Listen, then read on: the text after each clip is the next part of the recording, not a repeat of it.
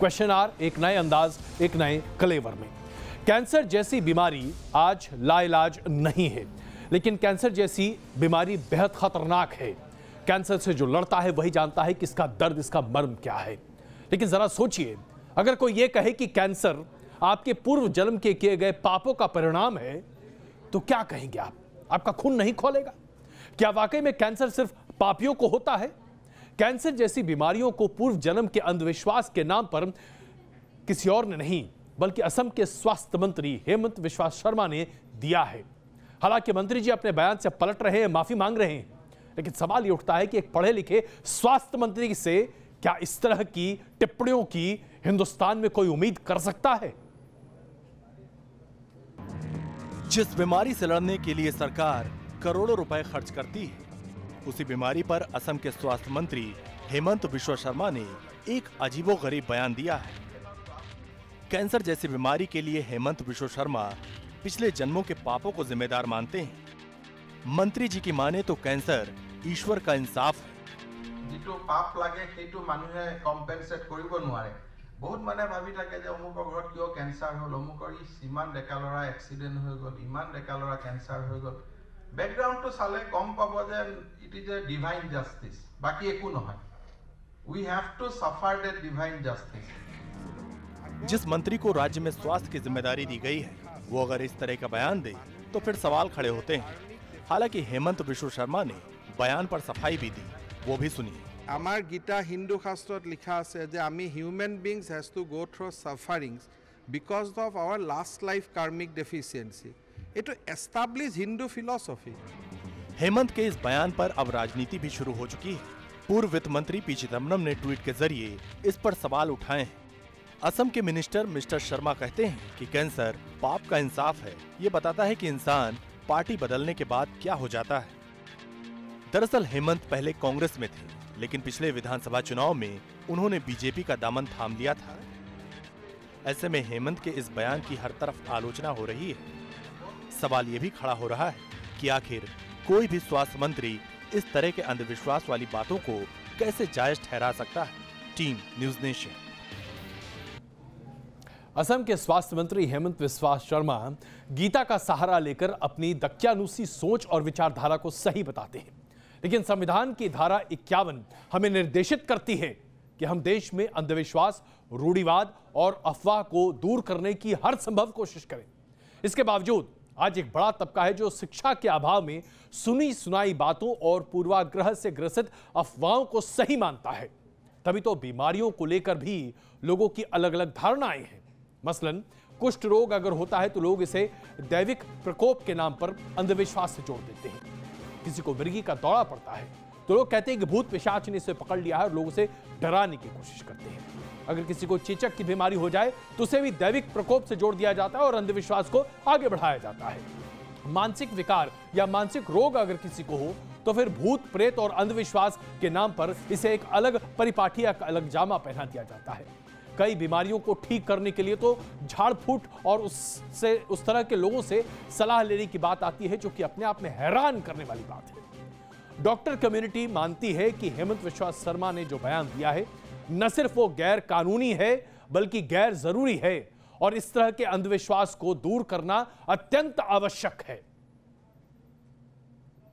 Unfortunately वो एक वकील भी हैं, हेल्थ मिनिस्टर भी हैं, और हेल्थ मिनिस्टर को कोई भी ऐसा स्टेटमेंट स्वास्थ्य के बारे में बिना मेडिकल फ्रेटर्निटी को कॉन्फिडेंस में लिए नहीं देना चाहिए। इस प्रकार के स्टेटमेंट जो हैं जो एविडेंस बेस्ड नहीं हैं, मैसेज पब्लिक में ये जाएगा कि इलाज कराने की जरूरत नहीं है, यज्ञ करो और आप ठीक हो जाओगे उसके साथ में, या आपको भुगतना ही पड़ेगा उसके साथ। आपकी पर्सनल ओपिनियंस मिनिस्टरों को पब्लिक प्लेटफॉर्म पे नहीं देनी चाहिए, ये गलत है। आइए जरा असम के स्वास्थ्य मंत्री हेमंत बिस्वा शर्मा की टिप्पणी पर थोड़ी और चर्चा कर लेते हैं। अब जरा आप समझिए कि कैंसर जैसी बीमारी क्या अंधविश्वास की वजह से होती है? पाप और पुण्य का चक्कर क्या वाकई में एक शारीरिक विकार को अंजाम दे सकता है? यह बात समझ के परे है। यह तभी संभव हो सकता है जब बुनियादी सुविधा का अभाव हो। कैंसर, टीबी, चेचक, हैजा, पोलियो, ये सब तमाम ऐसी बीमारियां हैं जो किसी कार्मिक वजह से नहीं होती, बल्कि ये एक शारीरिक विकार है। हम अपनी दक्यानुसी सोच और पिछड़ेपन को 100 साल पुरानी विचारधारा पर कैसे अपने ऊपर लादने दे सकते हैं? जरा सोचिए, हर साल 12 लाख से ज्यादा नए कैंसर के मरीज हमारे आसपास जुड़ रहे हैं। 7 लाख लोगों को कैंसर अपने वजह से लील लेता है और दुनिया में हर साल 1.5 करोड़ कैंसर के मरीज होते हैं। कैंसर दरअसल एक बहुत भयानक बीमारी है, लेकिन यह एक शारीरिक विकार है, यह एक मेडिकल कंडीशन है, किसी भी तरह से किसी के कर्मों का भोग नहीं है। और कर्म की बात गीता में है, लेकिन वो कर्म बीमारी से जोड़कर कतई नहीं कही थी श्री कृष्ण ने।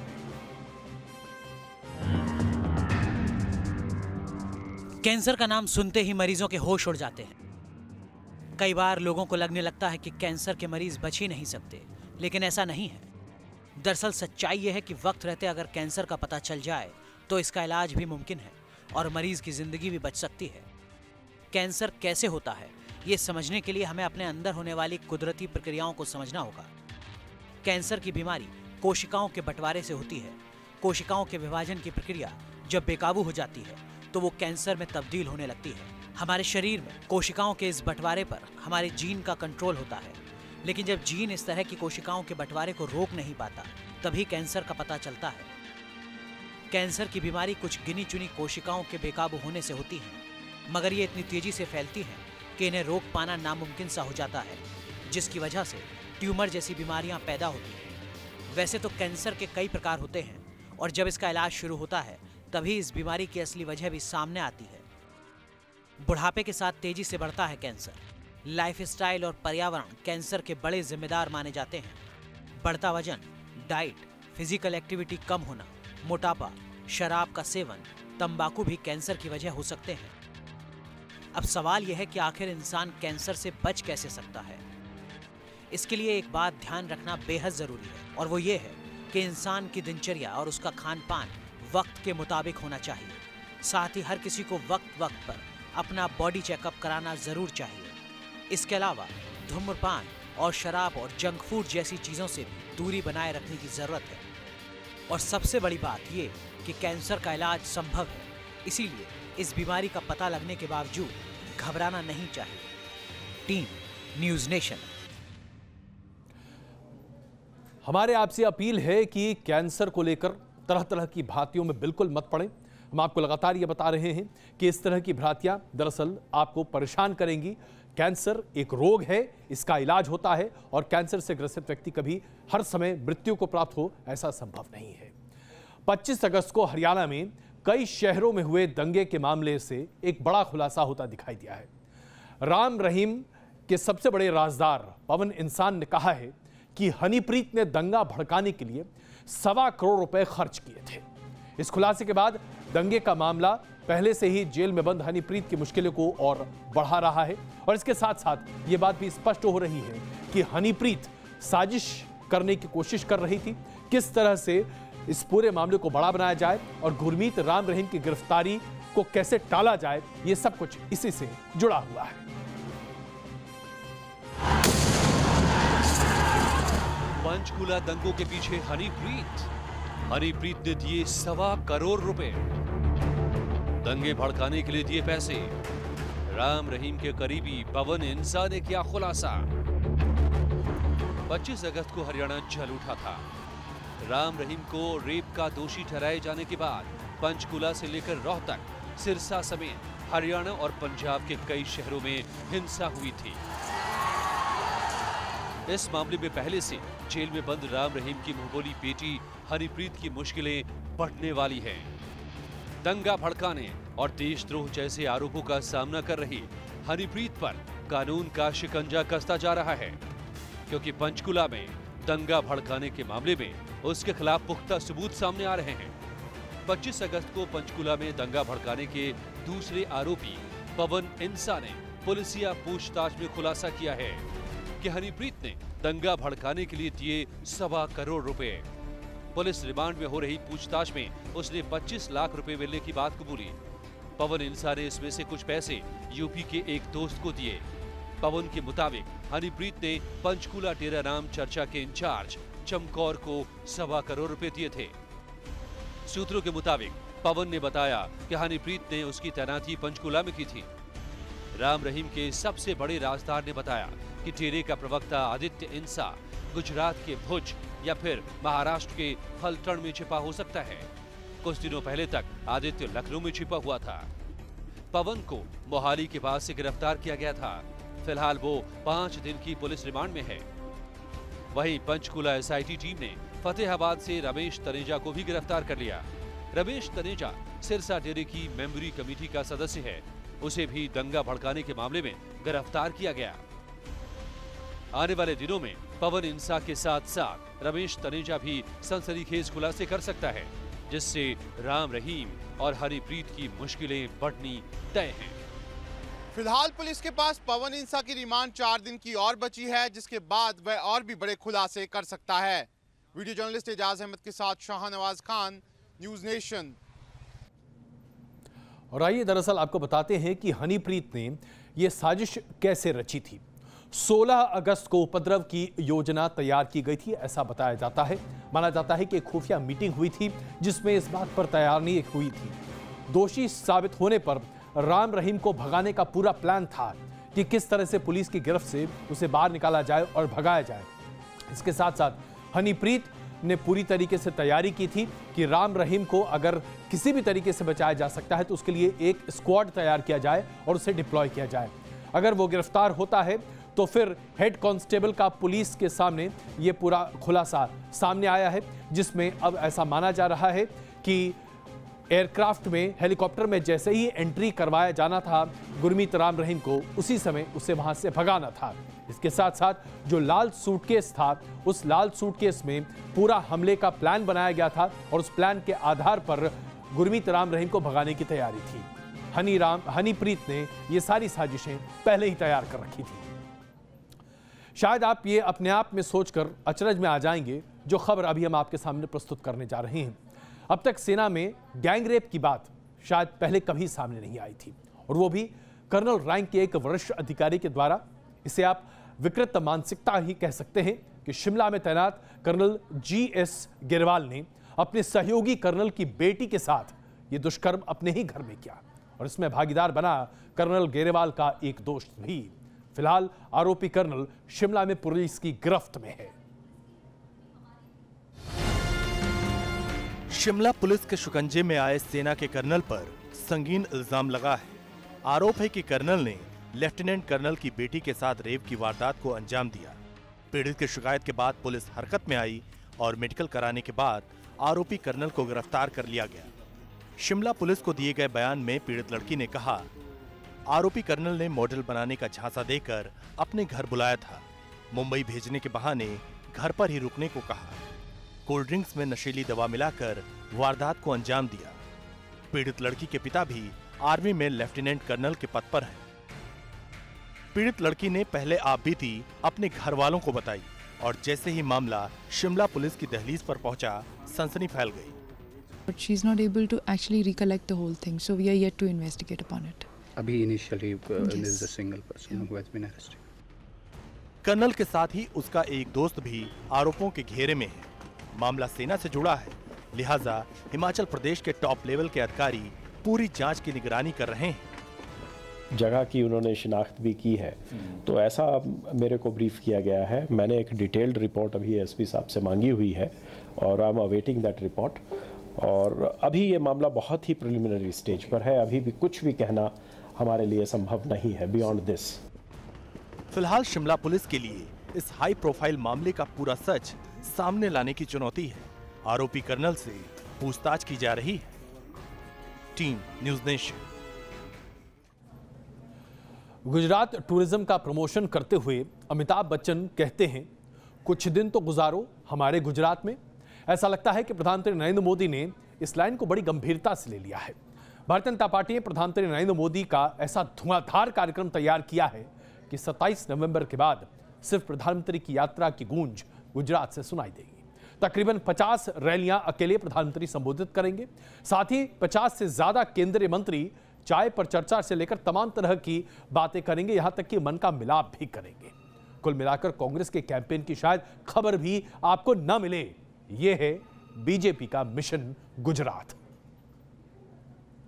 भारत माता की, नरेंद्र मोदी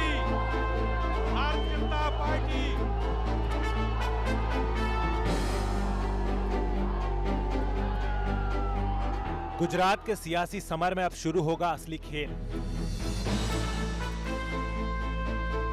रैलियों का लगेगा रेला, वादों की होगी बरसात। वोट ले गए, सरकार बनाई। गुजरात के चुनावी समर को जीतने के लिए बीजेपी अब पूरे एक्शन के साथ मैदान में उतरने को तैयार है।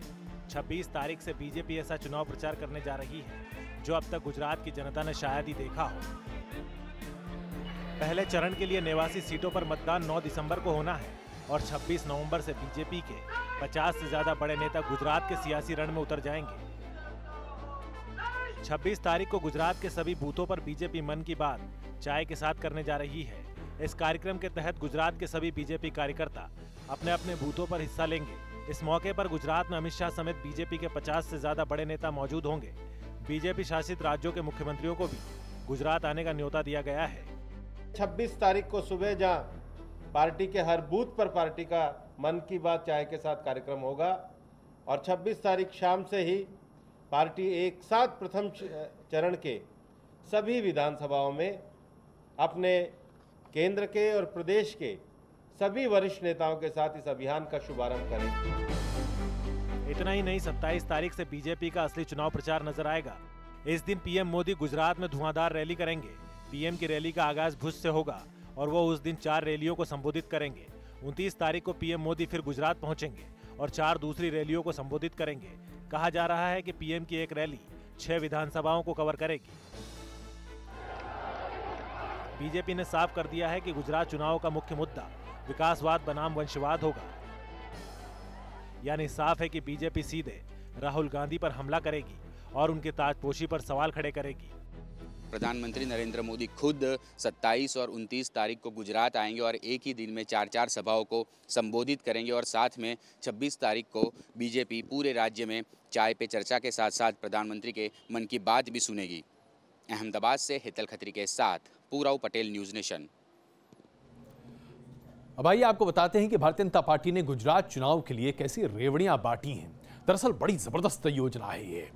किसानों के लिए 0% ब्याज दर पर 3 लाख रुपए तक का कर्ज मुफ्त में दिया जा रहा है। 326 पट्टीदार युवकों पर जो आंदोलन हुआ था, पट्टीदार आंदोलन, उसके दौरान जो मामले दर्ज किए गए थे उसे वापस ले लिया गया है। सफाई कर्मचारियों के लिए परमानेंट नौकरी की घोषणा की जा चुकी है। 8.5 लाख सरकारी कर्मचारियों के डीए में 1% की बढ़ोतरी की जा चुकी है। अध्यापकों, आईटीआई और म्युनिसिपैलिटी के कर्मचारियों के वेतन में भी वृद्धि घोषित की जा चुकी है। भावनगर में 15,000 घरों को नियमित करने की घोषणा की जा चुकी है। सिंचाई उपकरणों की खरीद पर चुकाया गया जीएसटी वापस करने का ऐलान भी किया जा चुका है। 600 करोड़ की रो योजना की शुरुआत प्रधानमंत्री नरेंद्र मोदी ने खुद अपनी रैली में की थी। अहमदाबाद गांधीनगर मेट्रो प्रोजेक्ट के दूसरे चरण को भी मंजूरी दे दी गई है। 10 करोड़ की लायन सफारी पार्क के उद्घाटन की बात भी कही गई है। कुल मिलाकर ऐसा लगता है जैसे कि भारतीय जनता पार्टी ने पूरी तैयारी कर रखी है, रेवड़ियां बांट रखी हैं और पूरी तरह से जो प्रचार होगा वो हर किसी को अपनी तरफ आकर्षित करने के लिए काफी होगा। जहां एक तरफ भारतीय जनता पार्टी 26 तारीख से गुजरात में पूरी ताकत झोंक रही है, वहीं राहुल गांधी कल से यानी कि 24 तारीख से गुजरात के 2 दिनों की यात्रा पर हैं। इस बार राहुल गांधी का कार्यक्रम 2 दिनों का है और राहुल गांधी इस यात्रा की शुरुआत पोरबंदर से कर रहे हैं। इन 2 दिनों में राहुल गांधी छोटी और बड़ी 16 रैलियों को संबोधित करेंगे, लोगों से मुलाकात करेंगे, रोड शो करेंगे। और राहुल गांधी का यह दौरा इसलिए भी खास माना जा रहा है क्योंकि हार्दिक पटेल ने कांग्रेस को समर्थन देने का ऐलान कर लिया है।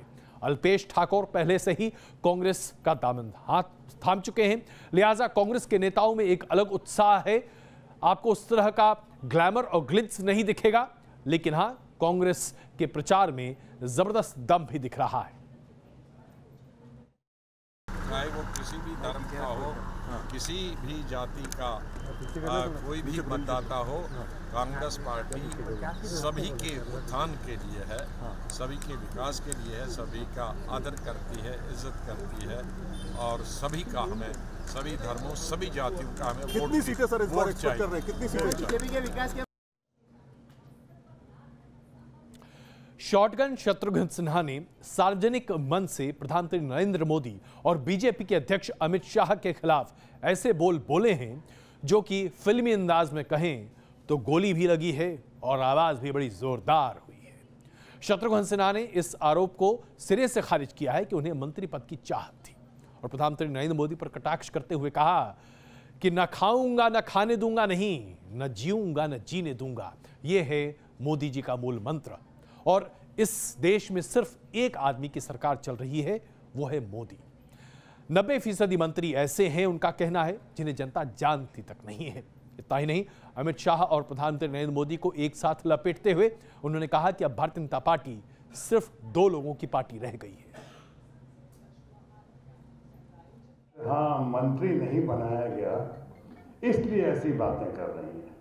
अरे मंत्री, अब तो ना इच्छा है ना ही अपेक्षा है, और मंत्रियों की आज क्या औकात है, 90% मंत्रियों को तो आप पहचानेंगे नहीं, पता नहीं इसी में कुछ बैठे होंगे उनको आप जानते भी नहीं और जिनको जानते हैं पहचानते हैं उनको आप मानते नहीं हैं। अभी तो खुशामदीद लोगों की एक टोली है, हर जगह साथ साथ चल रही है।